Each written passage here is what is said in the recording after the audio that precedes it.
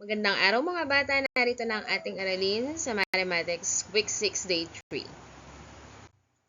Bago tayo tumungo sa ating bagong aralin, magbalik-aral muna tayo. Ibigay ang sum ng sumusunod na 2 digits na mga bilang. Una, 33 plus 45. So, ang una nating ipa-plus ay yung nasa ones na place value. So, 3 plus 5. Yan. Kung nahihirapan kayo magbilang, ilagay nyo sa isip yung malaking number, tapos yung maliit na number ay nasa kamay. So, 5 nasa isip, 3 nasa kamay. So, 5, 6, 7, 8. So, the answer is 8. Then, 3 plus 4. Yung 4 nasa isip, yung 3 nasa kamay. So, 4, 5, 6, 7. The answer is 7, 78. The next one is 16 plus 13. So, we have 6 plus 3. So, 6 yung nasa isip, 3 yung nasa kamay. 6, 7, 8, 9. So, the answer is 9. And then 1 plus 1 is 2. The answer is 29. Next, we have 60 plus 35. So, 0 plus 5 is 5 kasi wala naman tayong ipa-plus sa 5 because 0 means wala. 6 plus 3. So, kanina pinag-plus na natin to. So, 6 nasa isip, 3 nasa kamay. 6, 7, 8, 9. So, the answer is 9. Next, we have 23 plus 45. So, 3 plus 5. Unahin natin yung malaking number, which is 5. So, 5 nasa isip, 3 ang nasa kamay. 5, 6, 7, 8. So, the answer is 8. Next, 4 plus 2.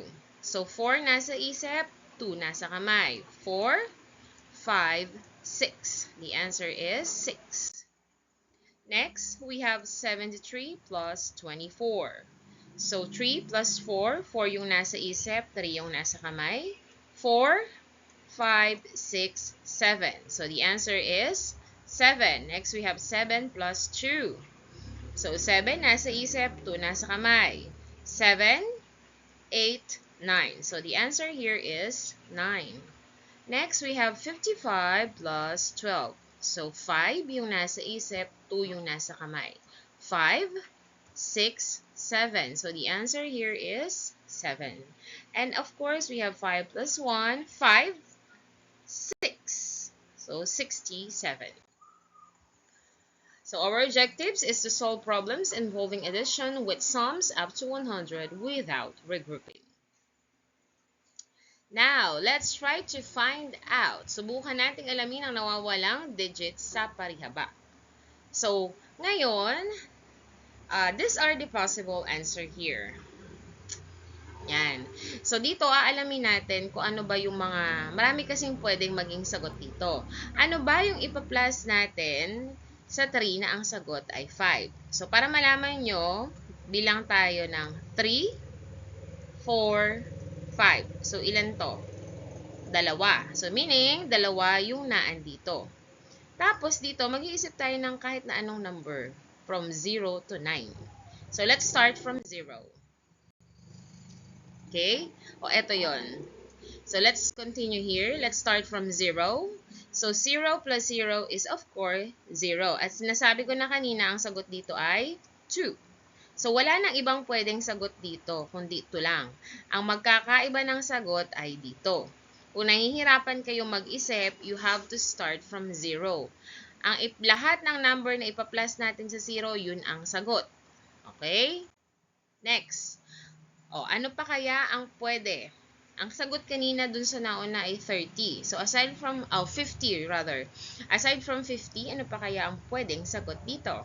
So, kung nag-start tayo sa 0, pwede tayong sumunod na number 1. So, 1 plus 0, of course, is 1. Tandaan, kung ano yung number na ipinila sa 0, yun ang sagot.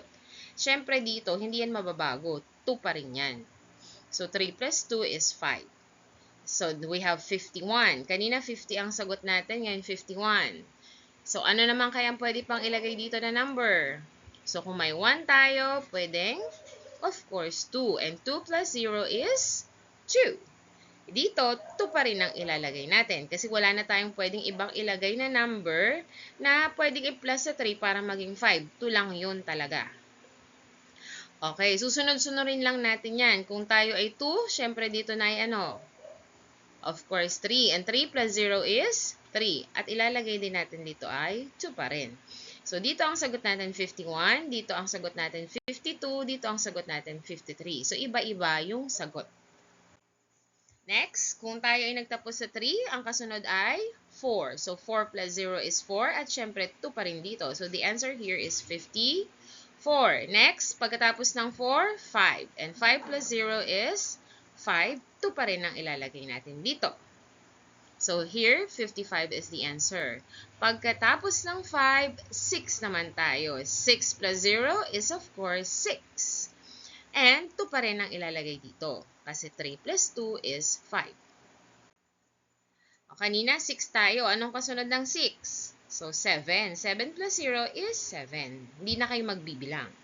At syempre, 2 pa rin dito. Okay? So, the answer here is 57. Pagkatapos ng 7, anong pwedeng sagot? 8. O, 8 plus 0 is 8. And then, 2 pa rin dito. So, the answer here is 58. Next, pagkatapos ng 8, 9. Okay? 9 plus 0 is 9. At, syempre, 2 pa rin dito. So, ang sagot dito is 59. So, ang mga posibleng sagot dito, 50, 51, 52, 53, 54, 55, 56, 57, and 59. Mag-umpisa lang kayo sa 0, tapos hanggang 9. Kapag maglalagay kayo ng number. Okay? Dito sa ones na place value. So, ano ang obserbasyon natin dun sa mga sagot? So, ang nawawalang mga numero sa ones place ng addends ay yun din yung sum. O kagaya ng una, ang nawawala ay 0, yun din ang sum. Kasunod, ang nawawala ay 1, yun din yung sum. Diba? Magkapareho dahil 0 ang addends. So, kasi lahat ng pinaplas sa 0, kung ano yung pinaplas sa 0, yun pa rin ang sagot. So, ang nawawalang bilang sa tens ay 2. So, nakita nyo, ang nawawalang number dun sa tens ay 2. Hindi siya nabago. 2 lang siya. O, meron ding posibleng sagot na 10 o 10. 50, 51, 52, 53, 54, 55, 56, 57, 58, 59. So, 10 lahat yun. Okay, so let's try this one. O, diba? Ito, sabi ko sa inyo, saan kayo mag-uumpisa kapag nahihirapan kayo? You start sa 0. So, 0 plus 0 ay 0. Ngayon, dito, hindi to ang ilalagay natin. 1. Bakit 1? Kasi 1 ang kulang para maging 7 ito. O baka ilagay nyo 2 ha, hindi 2. Kasi 6 plus 1 ay 7. Okay? So, dito, kung 1 dito, lahat na nang nawawala sa tens ay 1. Dito na lang tayo magkakaiba. Pero mabilis nyo lang itong makukuha kasi pag susunod-sunurin lang natin yung number na 0 hanggang 9. So, kung 0 dito, ano dito?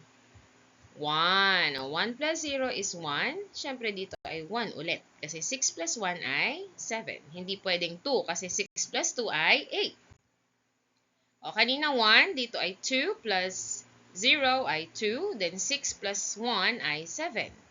Then 3 plus 0 is 3. 6 plus 1 is 7. Kanina 3, so kasunod ay 4. 4 plus 0 ay 4. 6 plus 1 ay 7. 5 plus 0 is 5. And 6 plus 1 is 7. So dito ang sagot 74, dito ay 75. Pagsunod-sunurin lang natin. So pagkatapos ng 5, anong kasunod? So 6. 6 plus 0 is 6. And then, 1 pa rin ang sagot dito. 6 plus 1 is 7. Next, pagkatapos ng 6, we have 7. 7 plus 0 is 7. 6 plus 1 is 7. Next, we have 8. 8 plus 0 is 8. 6 plus 1 is 7.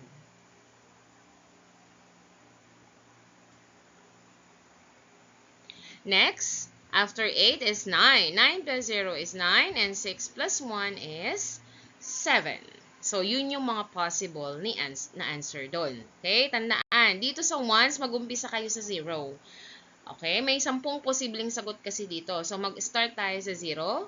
Tapos 1, 2, 3, 4, 5, 6, 7, 8, 9. At yung nawawala dito sa tens, yun pa rin, iisa lang yun. Dito lang magkakaiba-iba sa ones.